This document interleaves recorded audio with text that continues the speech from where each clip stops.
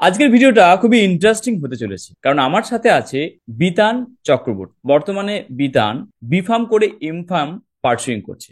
আজকে আমি বিতানের কাছ থেকে A to Z জানবো যে কিভাবে এই বি ফার্মা কোর্স বেস্ট হতে পারে একটা স্টুডেন্টের জন্য। প্রথমে আমার চ্যানেলে আমি বিতানকে থ্যাংক ইউ জানাচ্ছি যে তুমি অমূল্য সময়টা আমাদের দিচ্ছ, এবং আমার যারা ভিউয়ার্স আছে তাদের যে অনেকগুলো প্রশ্ন আছে সবকিছু প্রশ্ন আমি লিখে রেখেছি। আচ্ছা, প্রথম প্রশ্ন যেটা আমি বিধান তোমাকে করব, যে বিফার্ম করার এলিজিবিলিটি কি লাগে? কারণ অনেক সময় আমরা প্রশ্ন দেখি যে পিসিবি করা স্টুডেন্ট করতে পারবে না পিসিএম করবে, একটা কনফিউশন থাকে, বা অনেক প্রশ্ন আমি দেখেছি। তো এর জন্য বেসিক যেটা এলিজিবিলিটি কি লাগে সেটা তোমার কাছ থেকে জানবো। দু রকম কলেজ আছে বি ফার্মাতে। ব্যাচেলর অফ ফার্মাসি কোর্সে হুম। দু রকম কলেজ হয়, একটা সরকারি কলেজ আর একটা বেসরকারি কলেজ।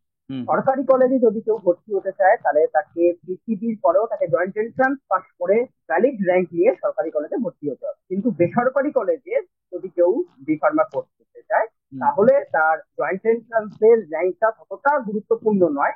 শুধুমাত্র 10+ থেকে পিসিবি সায়েন্স থাকতে হবে এবং তারপরে জয়েন্টে একটা র্যাঙ্ক করলেই বিভিন্ন যে বেসরকারি কলেজ আছে একটার একটা কলেজে সে অবশ্যই এলিজিবিলিটি পেয়ে যাবে। কিন্তু সরকারি কলেজে যদি কেউ করতে চায় তাহলে অবশ্যই তাকে ভ্যালিড জয়েন্ট এন্ট্রান্সে র্যাঙ্ক দিয়ে। আচ্ছা, মানে জয়েন্ট এন্ট্রান্স এক্সামটা যদি কেউ না দেয়, কেউ যদি চায় যে ডাইরেক্ট অ্যাডমিশন নিতে প্রাইভেট কলেজে, সেটা কি পসিবল আছে নাকি জয়েন্ট এন্ট্রান্স একদমই এক্সাম পসিবল দিতেই আছে। হবে?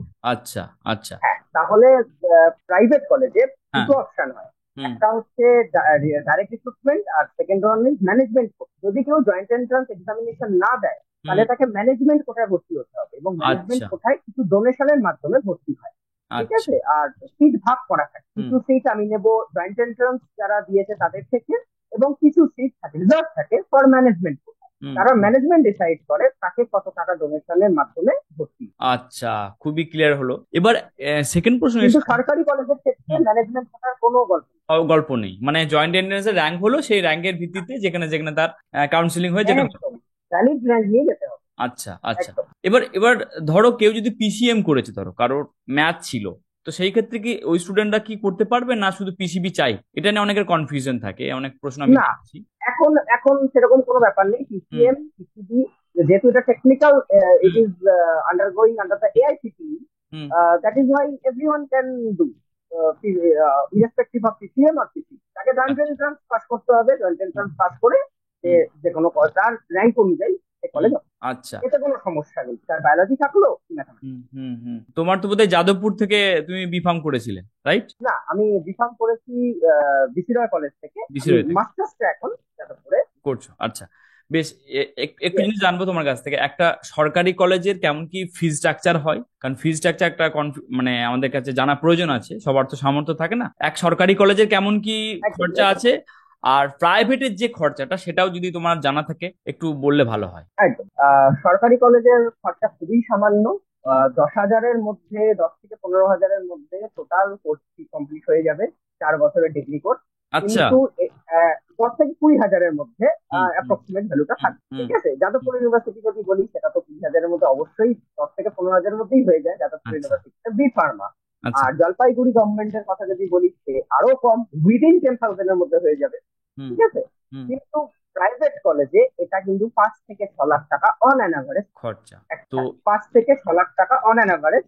আচ্ছা। আচ্ছা, এবার একটা জিনিস আমার খুব জানতে ইচ্ছা করে, কারণ আমি ধরো বিএসসি ছিল আমার মাইক্রোবায়োলজিতে, তোমাদের এই সিলেবাস কি আছে, সিলেবাসের কি প্যাটার্ন, সেটা সম্বন্ধে যদি একটু জানাও, বা কি পড়তে হবে ধরো। Yeah, obviously. হুম। Yeah.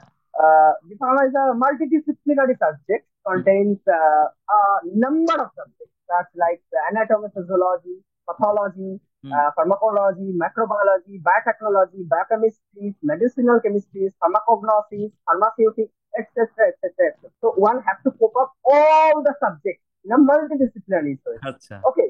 তো একজন এক্সপার্ট হয়ে যাবে একটা, হ্যাঁ। মানে যে কোনো সাবজেক্টে সে হুম। হুম। যদি চায় সে মাস্টার্সও করতে পারবে, সেখান হুম। দিয়ে হুম। সে হুম। রিসার্চও করতে পারবে। তার হুম। একটা ডিসিপ্লিনারি লাইন খুলে যাবে hmm. B hmm. Pharma, hmm. Hmm. Hmm. Because it's a technical line. Hmm. Hmm. Hmm. এর সাথে যেটা তোমাকে নেক্সট প্রশ্ন আমার হবে, যেহেতু বিষয়টা যখন কেরিয়ারের ব্যাপার, যখন আমরা সাবজেক্ট চয়েস করি এইচএস এর পর, যে কোনো সাবজেক্ট ধরো, নিশ্চয়ই আমরা কিছু গোল থাকে আমাদের, তা না হলে তো আমরা তো আর হট করে গোল এন্টার করি না সেই কোর্সে। না, তো না, এই বি ফার্মের কেরিয়ারের অ্যাসপেক্ট কি আছে, ফিউচার কি আছে, মানে কি কি করা যেতে পারে, কি কি অপশন কি আছে, সেটা যদি একটু বলো। Exactly. It is a growing subject today. Okay, hmm. BPharm করার পরে তার অনেক অপরচুনিটিস আছে। যেমন ফার্স্ট সে প্রোডাকশনে যেতে পারে, প্রোডাকশন বা ইন্ডাস্ট্রি যেতে পারবে, ইন্ডাস্ট্রিতে সে কিভাবে ড্রাগ ম্যানুফ্যাকচারিং হয় ডিরেক্টলি অ্যাসোসিয়েট হতে পারবে সেই জবের সাথে। কারো যদি ইন্ডাস্ট্রি রিলেটেড জব করতে ভালো লাগে সে অবশ্যই ইন্ডাস্ট্রিতে গিয়ে বিভিন্ন বিভিন্ন ভালো ভালো কোম্পানি জাইডাস, ক্যাডাইলা, গ্ল্যাক্সো এবং ভালো ভালো আরো কোম্পানিতে সে যেতে পারবে। Second one is obviously marketing, as you know better, যে মার্কেটিং এখন বিফার্মদের তো ভালো মতো হায়ার করছে। Okay, medical sales. And third one is very growing, the field is pharmacovigilance. এটা এখন খুব বড় সড়ো ভাবে গ্রো হয়েছে। যদি একটা বিফার্ম ক্যান্ডিডেটও যদি বিফার্ম পাস করে ফার্মাকোভিজিলেন্সে আসতে চায় তাহলে সে ইজিলি ফার্মাকোভিজিলেন্স একটা হ্যান্ডসাম স্যালারিতে এখন জব করতে পারবে, যেটা আগে মাস্টার্স ম্যান্ডেটরি ছিল। এখন সেটা এতটাই গ্রো হয়ে গেছে যে এখন বিফার্ম ক্যান্ডিডেট ডাইরেক্টলি ফার্মাকোভিজিলেন্সে আসে। আর fourth one option is pharmacist, registered pharmacist. এটা তো অপশন আছে, কেউ যদি হসপিটাল ফার্মাসিস্ট, কেউ যদি রিটেল ফার্মাসিস্ট বা গভর্নমেন্ট ফার্মাসিস্ট যদি কেউ যেতে চায় অবশ্যই পরীক্ষার মাধ্যমে ফার্মাসিস্ট হতে পারবে। তারপর ড্রাগস ইন্সপেক্টর, যদি কেউ সরকারি চাকরির কথা ভাবে বিফার্ম করে তাহলে তার ভালো অপশন আছে ড্রাগস ইন্সপেক্টর। ড্রাগস ইন্সপেক্টর পড়াশোনা করেছে অবশ্যই কোয়ালিফাই করে ইন্সপেক্টর হয়ে যাবে। আচ্ছা, এবার একটুখানি তোমাকে কয়েকটা জিনিস সম্বন্ধে একটু বিস্তারিত জানতে চাইবো। ধরো ফার্মাকো ভিজিলেন্স সম্বন্ধে আমার কোনো অভিজ্ঞতা নেই, এই কথাটা প্রথম শুনলাম। ধরো অনেক স্টুডেন্ট আছে তারাও প্রথম শুনছে এই ওয়ার্ড গুলো, তো এটা এটা কি জিনিস, কি কাজ হবে সেটা একটু যদি খুলে বলো। ফার্মাকো ভিজিলেন্স হচ্ছে একটা সেক্টর যেখানে কিনা আচ্ছা, প্রথমে ফার্মাকো ভিজিলেন্স সম্বন্ধে জানতে গেলে একটা ছোট কথা বলি, সেটা হচ্ছে যে আমরা যখন কোনো ওষুধ বডিতে আসে প্রত্যেকটা ওষুধেরই কিছু না কিছু সাইড এফেক্টস আছে। আচ্ছা, এবার কি হয়, বিদেশি কোম্পানিগুলো, ঠিক আছে, ইউএসএ, কানাডা, তারপর আয়ারল্যান্ড, এই সমস্ত বিদেশের যারা বসবাস করে তাদের একটা মেডিকেল কার্ড থাকে। তো ওরা সবসময় প্রত্যেকটা ওষুধে চেক অ্যান্ড ব্যালেন্স করে যে ওষুধটার কি কি সাইড এফেক্ট হচ্ছে, কি কি না হচ্ছে, এগুলো নথিভুক্তকরণ, এটা প্রপার একটা ডকুমেন্টেশন, এটাকেই বলে ফার্মাকোভিজিলেন্স। এটা ওরা একটা কি বলবো ফ্র্যাঞ্চাইজির মাধ্যমে ওরা ফাইন্যান্সটা দেয়। সেই ফাইন্যান্সটা পেয়ে উইপ্রো আছে, কগনিজেন্ট আছে, এই কোম্পানিগুলো ফার্মাকোভিজিলেন্স চালু করে। একদম হচ্ছে একটা ওষুধের কত রকম সাইড এফেক্ট হতে পারে তার একটা ডাটা এন্ট্রি, ঠিক আছে। তারপর এই ফার্মাকোভিজিলেন্স এর এক্সপিরিয়েন্স এবং তারপরে সে ক্লিনিক্যাল ট্রায়ালসে যেতে পারবে। যদি কেউ ক্লিনিক্যাল ট্রায়ালসে কাজ করতে চায় আর অবশ্যই ক্লিনিক্যাল ট্রায়ালস এর রাস্তাটা খোলা আছে। ক্লিনিক্যাল ট্রায়ালস মানে হচ্ছে একটা ওষুধ আসার আগে যে সময়টা লাগে সেই ওষুধটা টেস্ট করতে, যে ওষুধটা মানব জগতের পক্ষে কতটা সুইটেবল হবে, এই প্রসেসটাকে বলে ক্লিনিক্যাল ট্রায়াল। ফেজ 1 থেকে ফেজ 4, ফেজ 1, 2, 3, 4 এই চারটে ক্লিনিক্যাল ট্রায়াল, মানে ফেজ 4 অব্দি 4 প্রকার ক্লিনিক্যাল ট্রায়ালস হয়, ঠিক আছে। আর এর সাথে অ্যাসোসিয়েটেড হচ্ছে ফার্মাকোভিজিলেন্স। এই ফার্মাকোভিজিলেন্সে যদি কেউ যায় তাহলে তার ডকুমেন্টেশনটা একদম কাজে লাগবে, তারপরে ক্লিনিক্যাল ট্রায়াল। আচ্ছা, মানে বলা যেতে পারে যে যে রিসার্চের জন্য বা ডাটা কালেকশনের জন্য হিউম্যান যে এফেক্ট পড়ছে ওষুধের উপরে, সেই কাজটা অনেকটা এর মধ্যে পড়ে যাচ্ছে। আচ্ছা, এটা কি আমাদের আমাদের আমাদের দেশের কোম্পানিও আছে তো নিশ্চয়ই, নাকি না শুধু সবটাই ফরেনার? বা ফার্মাকোভিজিলেন্স এখনো পর্যন্ত যা কোম্পানি আছে সব ফরেন কোম্পানি।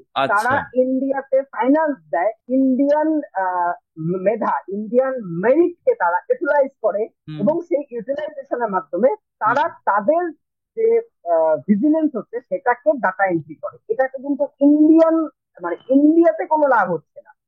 মানে আমি যদি ইনডাইরেক্টলি বলতে চাই, ফার্মাকোভিজিলেন্স ওয়ার্কার্স আর working for the foreign countries, ঠিক আছে। তারা ফাইন্যান্স দিচ্ছে ইন্ডিয়াতে, ফলে কোম্পানি গুলো ডাটা এন্ট্রি করছে, বিভিন্ন বিভিন্ন কতগুলো রোগ হচ্ছে, একটা ওষুধের পক্ষে কত সাইড এফেক্ট হচ্ছে, এরকম বিভিন্ন ওষুধের তারা একটা ডকুমেন্টেশন তৈরি করছে, নিয়ে ওরা ফরওয়ার্ড করে দিচ্ছে। এটাই হচ্ছে ফার্মাকো। বাহ বাহ। আর যেটা বললে যে ড্রাগ খুব ভালো। আচ্ছা, আর একটা জিনিস যেটা জানতে চাইছি, ধরো ড্রাগ ইন্সপেক্টর ব্যাপারে যেটা অনেকের কিউরিসিটি আছে, তো এর প্রসেসটা কি? এর জন্য কি কোনো এক্সাম দিতে হবে? Yes, obviously.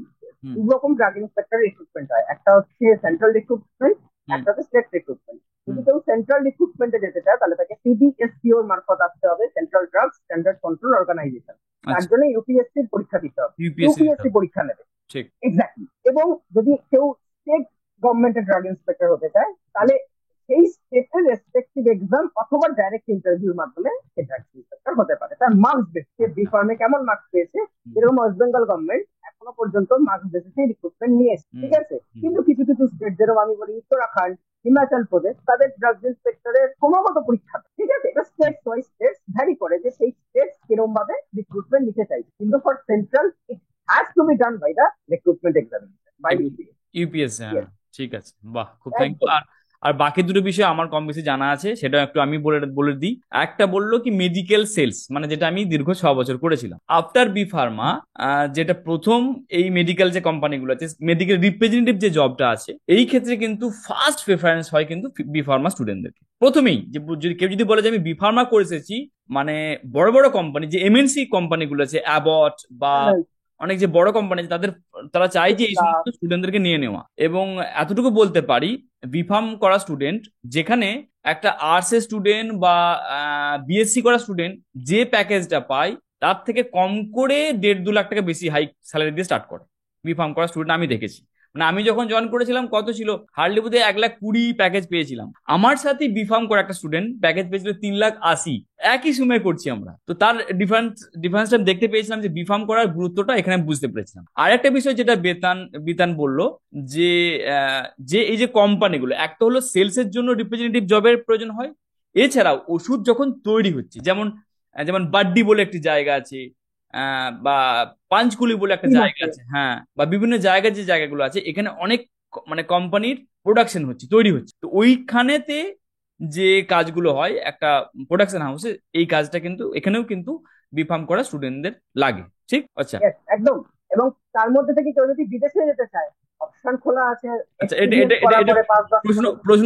প্রশ্ন করব, দাঁড়াও, তাড়াহুড়ো করো না, এই প্রশ্নটা ওয়েট করে আছে। নেক্সট প্রশ্ন, ধরো বিএসসি না বি ফার্ম, অনেকে কনফিউজ হয়ে আছে। তো এবার তোমার কাছ থেকে আমি জানতে চাইবো যে বি ফার্ম করাটা বেস্ট হবে, না কি মনে হয় যে বিএসসি করাটা বেস্ট হবে? কোনটা তোমার জন্য মনে হচ্ছে আজকের ডেটে খুব বেশি অ্যাকসেপ্টেবল হবে? এবার এটা ডিপেন্ড করছে ক্যান্ডিডেটের উপর। এই ক্যান্ডিডেট যদি রিসার্চে যেতে চায়, মানে সাপোজ একটা ক্যান্ডিডেটের স্বপ্ন যে সে সায়েন্টিস্টই হবে, ওকে, তো সে মাইক্রোবায়োলজিতে বিএসসি করলো, তারপরে সে এমএসসি করলো, নিয়ে ডাইরেক্ট রিসার্চে চলে গেল, ঠিক আছে।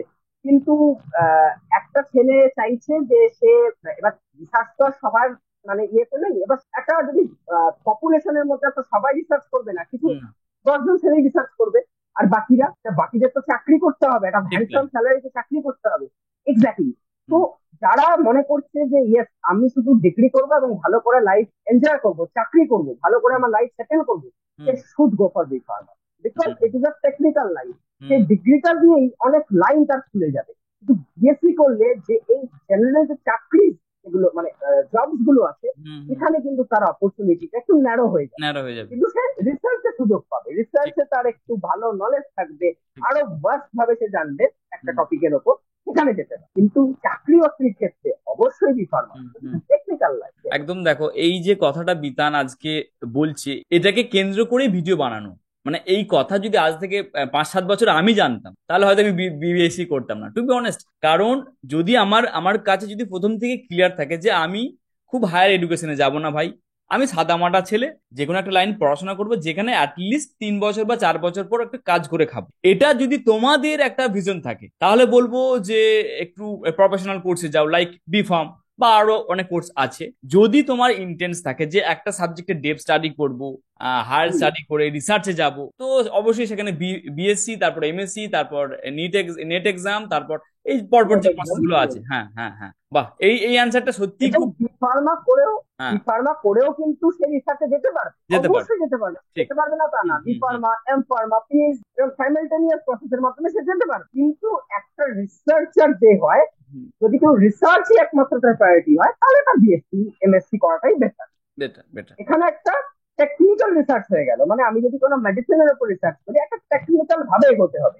কিন্তু যারা বিএসসি এমএসসি করে যায়, তারা একটা ব্রড স্পেকট্রামে রিসার্চ করতে পারে, কিন্তু এখানেও আছে, আর নেই যে তা না। কিন্তু কি বলবো, যদি এক্সপোজারের দিক থেকে চিন্তা করি, তাহলে রিসার্চের ক্ষেত্রে বিএসসি ইজ কোয়াইট গুড। এটাই আমার নেক্সট প্রশ্ন, যে ধরো বিফার্ম করে থেমে থাকতে চাইছেন, যেমন তুমি নিজে ধরো বিফার্ম করে থেমে থাকুন, তুমি এখন এমফার্মের এক্স্যাক্টলি। জন্য পড়াশোনা করছো, তাহলে এখানে ফিউচারে যদি কেউ স্টাডি করতে চায় তো সেই ক্ষেত্রে কতটা দরজাটা খোলা আছে, কি করতে পারে একটা হ্যাঁ, স্টুডেন্ট? যদি কেউ বিফার্ম একটা ক্যান্ডিডেট তারপর এমফার্ম করতে চায় তাহলে হুম তাকে একটা পরীক্ষা দিতে হয়, hmm GPAT examination, graduate pharmacy aptitude test, ঠিক আছে?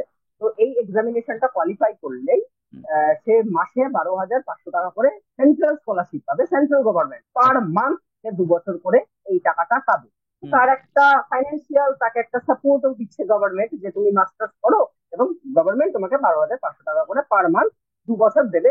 অবশ্যই জিপ্যাট কোয়ালিফাইড ক্যান্ডিডেট, সবাইকে দেবে না, হুম অনলি ফর যারা জিপ্যাট কোয়ালিফাই করেছে তাদের জন্য। হুম এবার কারোর মাস্টার্স হয়ে গেল, সে ভাবলো আমি বিদেশে গিয়ে পিএইচডি করবো, মেডিসিন দিয়ে রিসার্চ করবো, হুম সে অবশ্যই NET NET examination, GRE, TOEFL, আইএলএ, ইজনেট, এই সমস্ত এক্সামিনেশন দিয়ে সে বিদেশে চলে যেতে পারবে। তার এক্সপোজারটা অনেক বড় হয়ে যাবে হুম মাস্টার ডিগ্রি যদি কেউ হুম ফার্মাসিতে হোল্ড। হুম হুম হুম। একদম। আচ্ছা সে ইজিলি কানাডা, ইউএসএ মতো দেশে সে চাইলেই চলে যেতে পারে। আচ্ছা। হ্যাঁ, তাকে অবশ্যই পড়াশোনা করতে হবে, তাকে অবশ্যই নিজেকে আপলিমেন্ট করতে হবে, তার হুম, নলেজ লাগবে জ্ঞান লাগবে। অবশ্যই, ঠিক ঠিক। কিন্তু সে যেতে পারবে, হুম তার অপরচুনিটি আছে। হুম হুম হুম। অনেক কিছু জানতে পারলাম, রিয়েলি বলছি অনেক কিছু জানতে একটা ধরো আমার কাছে অনেকটা অজানা ছিল, আমি ধরো এই রিলেটেড ভিডিও বানিয়েছি, অবশ্যই আমি তো অনেক কিছু জানতে পারলাম, আমার যারা ভিউয়ার্সরা আছে তারাও অনেক কিছু জানতে পারলো। এবার এখন প্রশ্ন, তোমাকে আমি অন্তিম প্রশ্ন করব।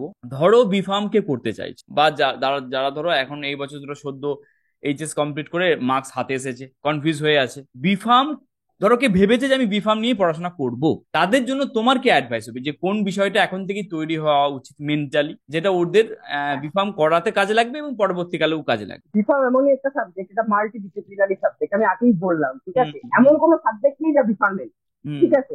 হুম। তবুও প্রিলিমিনারি ভাবে তাকে কেমিস্ট্রি আর বায়োলজিকে একটু স্ট্রং করতে হবে, আচ্ছা। তাহলে করে ও সাবজেক্ট কারিকুলামের একটা ভাস্ট ভাবে ও ফোকাস করতে পারে, হুম ঠিক আছে? হুম একটা কেমিস্ট্রি আর বায়োলজি বেস, আমি যদি 70% কেমিস্ট্রি আর বায়োলজি বেস কিন্তু সাবজেক্ট বিফার্মে আছে, তাই তাকে বেসিক লেভেলে 10+2 লেভেলে কেমিস্ট্রি আর বায়োলজি অবশ্যই তাকে একটু আচ্ছা। নিজের থেকে কনসেপ্টটাকে রাখতে হবে, হুম ঠিক আছে?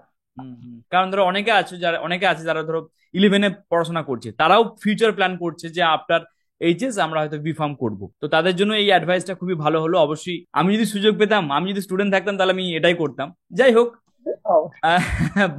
বায়োলজি এবং কেমিস্ট্রি যেমন বিতান বললো, বায়োলজি এবং কেমিস্ট্রির উপর জোর দাও যারা চাইছো যে পরবর্তীকালে বিফার্ম পড়তে চাইছো, কারণ বেশি টাইপ সিলেবাসটা তো অনেক অনেক কিছু আছে সেখানে, বায়োটেকনোলজি আছে, আরো কিছু সিলেবাস সম্বন্ধে আলোচনা হলো, তো অবশ্যই বায়োলজি এবং কেমিস্ট্রির উপর যদি তোমার পড়াশোনা ভালো থাকে, পরবর্তীকালে এই কোর্সে যখন তোমরা এনরোল করবে, পার্সিউ করবে, সেখানে তোমার পড়তে অনেক বেশি ইন্টারেস্ট হবে এবং পড়াটা অনেকটা বেশি এনজয় করতে পারবে, রাইট? এক্স্যাক্টলি, আচ্ছা বেশ, এক্স্যাক্টলি। আরেকটি কোশ্চেন আমি এখানে অ্যাড করব, প্র্যাকটিক্যালের বিষয়টা কি থাকে, প্র্যাকটিক্যালে কি থাকে এই এই বি ফার্মার বিষয়টা একটু যদি জানাও। প্র্যাকটিক্যালে ডিফারেন্ট ডিফারেন্ট সাবজেক্টের ডিফারেন্ট ডিফারেন্ট প্র্যাকটিক্যাল, আমি যদি বলি যে কোলজির আমি প্র্যাকটিক্যাল নিয়ে, ফার্মাকোলজি সাবজেক্টের আমি প্র্যাকটিক্যাল, তাহলে ওখানে একটা ড্রাগস, একটা জিনিপিগের ওপর, মানে আমি একটু ছোট করে বোঝাচ্ছি ব্যাপারটা। হুম হুম হুম। একটা আমি একটা ড্রাগ আমার মানুষে দেওয়ার আগে তো আমাকে একটা টেস্ট করে আসতে হবে, জিনিপিগ বা রাইট। ডিফারেন্ট ডিফারেন্ট স্পিসিসের ওপর। হুম সেখানে আমি ড্রাগসটা ইনজেক্ট করলে তার কি বডিতে রিয়াকশন হচ্ছে, বডিতে কিরকম ভাবে ফার্মাকোলজিক্যালি ও কাজ করছে, এগুলো আমি প্র্যাকটিক্যাল শিখতে পারবো, হুম ঠিক আছে? হুম তারপর ফার্মাসিউটিক্স এ যদি আমি প্র্যাকটিক্যালে আসি, ওষুধ কি করে প্রস্তুত হচ্ছে, একটা ইমালশন, একটা সাসপেনশন, একটা ট্যাবলেট কি করে ফর্মুলেশন হচ্ছে, এটা আমি পাইলট স্কেলে জানতে পারবো, ছোট করে প্র্যাকটিক্যালের মাধ্যমে জানতে পারবো, যেটা আচ্ছা। ইন্ডাস্ট্রিতে হচ্ছে, হুম ঠিক আছে? আমি যদি বলি ফার্মাকগনোটিভ প্র্যাকটিক্যাল, তাহলে আমি গাছগাছালি ডিফারেন্ট ডিফারেন্ট যে ওষুধ, যেরকম আমি রসনা, তারপর হচ্ছে পাট শাকের উপকারিতা, এইগুলো আমি পুরোমাত্র কগনোটিভ ল্যাবে অ্যানালাইসিস করতে পারবো। তারপর আমি যদি বলি মেডিসিন কেমিস্ট্রি আমি ল্যাব করবো, তাহলে একটা ওষুধ তার একটা কেমিস্ট্রি আছে, তার একটা কম্পোজিশন আছে, একটা প্যারাসিটামল একটা ধরো কম্পোজিশন আছে, হুম এই কম্পোজিশনটাকে সিনথেসিস করছি মেডকেম ল্যাবে, হুম এটাও আমি শিখতে পারবো। তো this are the multi dimensional system. এবং ইনফ্যাক্ট মাইক্রোবায়োলজি অবভিয়াসলি আমাদের দুটো সেমিস্টার মাইক্রোবায়োলজি আছে, মাইক্রোবায়োলজিতে ডিফারেন্ট প্রকার প্যাথোজেন, ডিফারেন্ট হুম। প্রকার ইনোকুলেশন, ডিফারেন্ট প্রকার অটোক্লেভিং, এগুলো আমি জানতে পারবো, স্টেরিলাইজেশন। তো একটা মাল্টি ডিসিপ্লিনারি প্র্যাকটিক্যালেরও আমার নলেজ। আচ্ছা, অসংখ্য ধন্যবাদ, থ্যাংক ইউ বিতান। খুব অমূল্য সময় থ্যাংক ইউ। দেওয়ার জন্য। আর একটা কাজ করো না, অন্তত আমার যে সাবস্ক্রাইবার আছে বা যারা অনেকে ভিডিও দেখে পালিয়ে যায় জানো তো, সাবস্ক্রাইব করে না, তাদের সম্বন্ধে দু চার কথা বলে দাও। অবশ্যই একটু সাবস্ক্রাইব করবেন যদি আপনাদের ভালো লেগে থাকে আমার গাইডেন্সটা, তাহলে আমার অবশ্যই একটু চ্যানেলটা লাইক আর সাবস্ক্রাইব করবেন। এটা আমাদের হাম্বল রিকোয়েস্ট।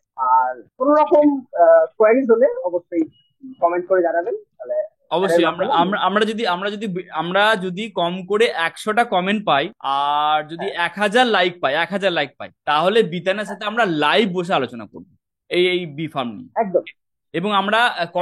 কলেজ নিয়েও সেখানে আলোচনা করবো যে কোন কলেজটা ভালো হবে, কিভাবে কলেজের প্রসিডিওর কি আছে, কি কি প্রসেসে কলেজে এনরোল করা যায়। তাহলে চলো, এটা আমরা চ্যালেঞ্জ দিয়ে দিলাম ভিউয়ার্সদের উপরে। ঠিক আছে। Exactly, okay thank okay, you. চলো। Thanks a lot. Thank you, thank you, thank you very thank much.